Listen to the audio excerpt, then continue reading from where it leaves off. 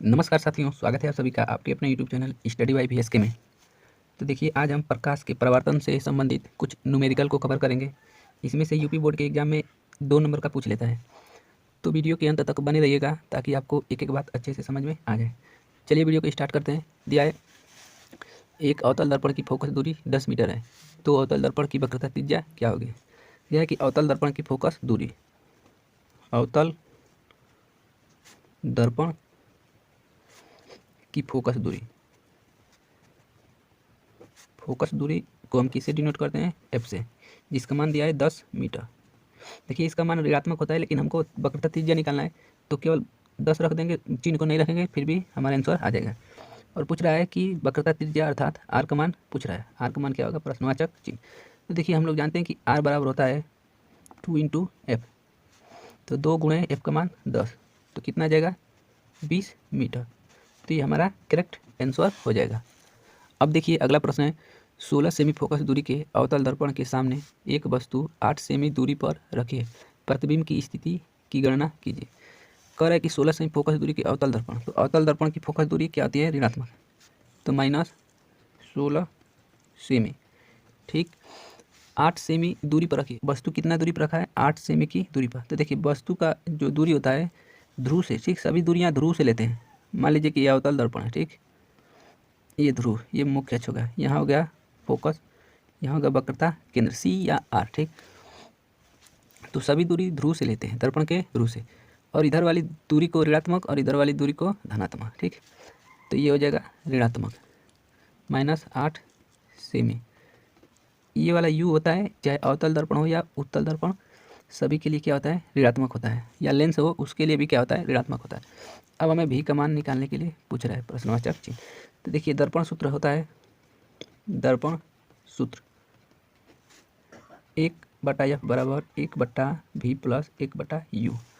तो इसका मान दे दिया 1/-16 बराबर 1/v प्लस u का मान -8।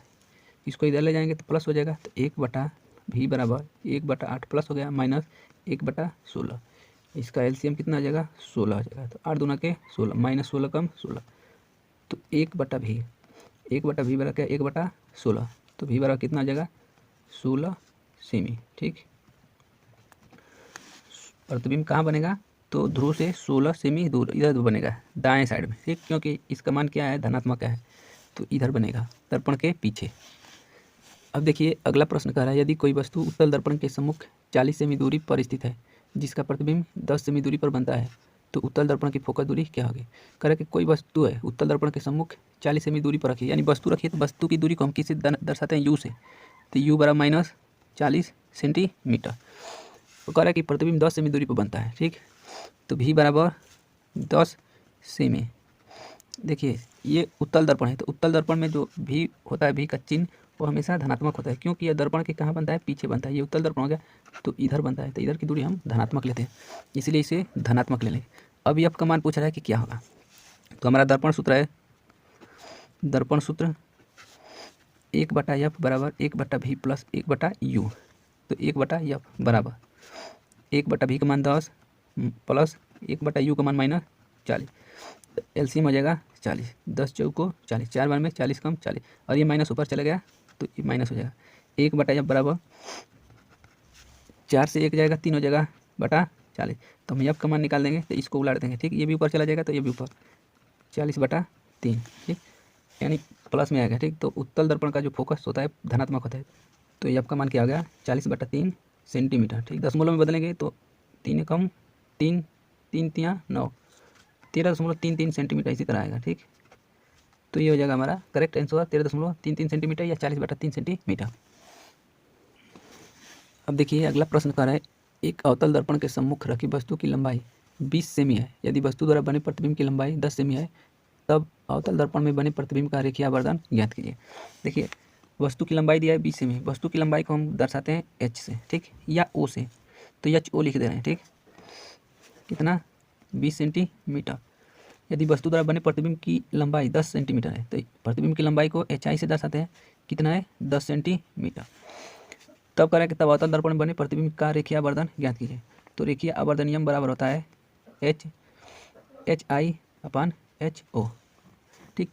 अब देखिए एच कितना है 20 सेंटीमीटर, यानी हमारा ऑब्जेक्ट कितना है 20 सेंटीमीटर, ये ऑब्जेक्ट है। अवतल दर्पण ये मान लीजिए कि बन गया। और कह रहा है कि जो एच है एच आई अर्थात है इमेज का प्रतिबिंब वो 10 सेंटीमीटर बना है, तो 10 सेंटीमीटर की 20 का रखे हैं और 10 सेंटीमीटर बनना है। तो यह किधर होता है, प्रतिबिंब किधर बनता है, जब प्रतिबिंब वास्तविक बनता है तभी क्या होगा, छोटा होगा, इमेज क्या होगा, छोटा। इधर तो बड़ा बनेगा। तो कुल मिलाकर हम पकड़ना चाह रहे हैं कि जो हमारा यम है वो धनात्मक होगा या ऋणात्मक। तो इधर बनेगा प्रतिबिंब, तो इधर तो उल्टा बन जाएगा। तो हम मान रखेंगे एच का मान कितना है, एच आई का 10 और एच ओ का 20। तो ये ऋणात्मक आएगा क्योंकि इधर बना है वास्तविक। तो आवर्धन का मान क्या होगा, ऋणात्मक, अर्थात क्या आ जाएगा 1/2 माइनस 1/2। तो ये हमारा करेक्ट आंसर हो जाएगा। देखिए इधर बनेगा आवर्धन का मान ऋणात्मक हो जाएगा क्योंकि एच सीधा है और एच आई क्या है, ऑब्जेक्ट तो सीधा है लेकिन उसका इमेज क्या बनना है, उल्टा बनना है। तो ऊपर का धनात्मक लेते हैं, नीचे का ऋणात्मक। तो जो एच आई है इसका मान ऋणात्मक ले लेंगे, तो यहाँ से m बराबर -1/2 हमारा आंसर हो जाएगा। अगला प्रश्न कह रहा है कि कोई 6 सेमी आकार की वस्तु किसी भी सेमी फोकस दूरी की अवतल दर्पण से 10 सेमी दूरी पर रखी है। दर्पण से कितनी दूरी पर किसी पर्दे को रखा जाए कि स्पष्ट प्रतिबिंब प्राप्त हो। प्रतिबिंब की प्रकृति तथा आकार ज्ञात कीजिए। देखिए प्रतिबिंब की जो प्रकृति है उसको भी निकालना है, हमें पता करना है और आकार भी बताना है।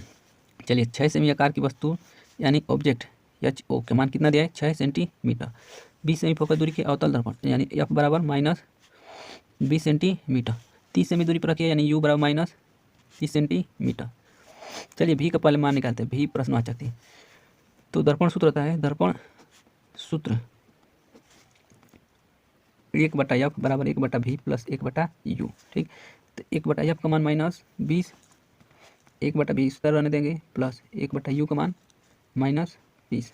इसको इधर लाएंगे तो ये प्लस हो जाएगा। तो 1/v ये वाला बचेगा, ये इधर आएगा तो 1/30 प्लस -1/20। इसका एलसीएम लेंगे तो 60 हो जाएगा। ठीक, 30 दूना के 60, तो 2 बार से गुणा होगा तो 2 माइनस 20 दिया 60, तो 3 से गुणा होगा 3।